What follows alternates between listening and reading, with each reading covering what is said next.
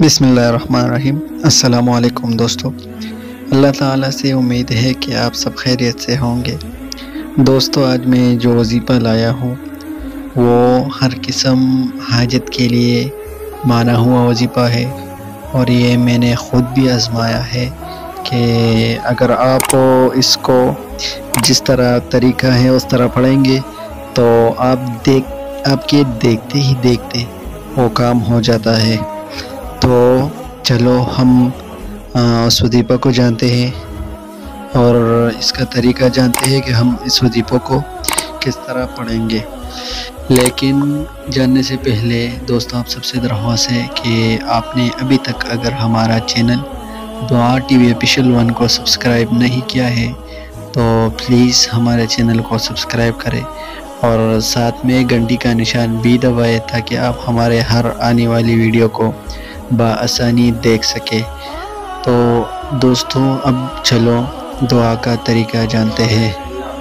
دوستو، یہ دعا آپ سب نے اسی طرح پڑھنا ہے جس طرح میں بتاتا ہوں، اور جس کام کے لیے بھی پڑھنا ہے تو ذہن میں اس کا تصور کر کے اس وظیفے کو 11 بار پڑھنا ہے، اور اس سے پہلے 3 بار درود شریف اور اس کے بعد بھی 3 بار درود شریف، اور درمیان میں یہ وظیفہ 11 بار پڑھنا ہے، اور جس حاجت کے لیے پڑھنا ہے اس کا تصور دل میں کر کے یہ وظیفہ پڑھنا ہے، اور اس کے ذریعے انشاءاللہ آپ کا کام ہو جائے گا۔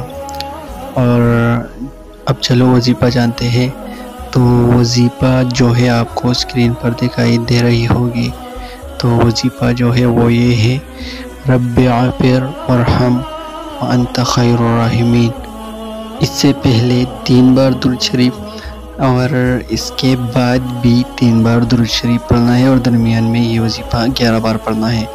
تو انشاءاللہ اس کے ذریعے آپ کا کام جلد سے جلد ہو جائے گا۔ تو دوستو، آج کی ویڈیو یہی تھی۔ انشاءاللہ اس ویڈیو سے آپ کو فائدہ ہوگا، اور مزید دعاؤں کے لیے ہمارے چینل دعا ٹی وی آفیشیل 1 کو سبسکرائب کریں اور ساتھ میں گھنٹی کا نشان بھی دبائیں تاکہ آپ ہمارے آنے والے ہر ویڈیو کو بآسانی دیکھ سکیں۔ شکریہ۔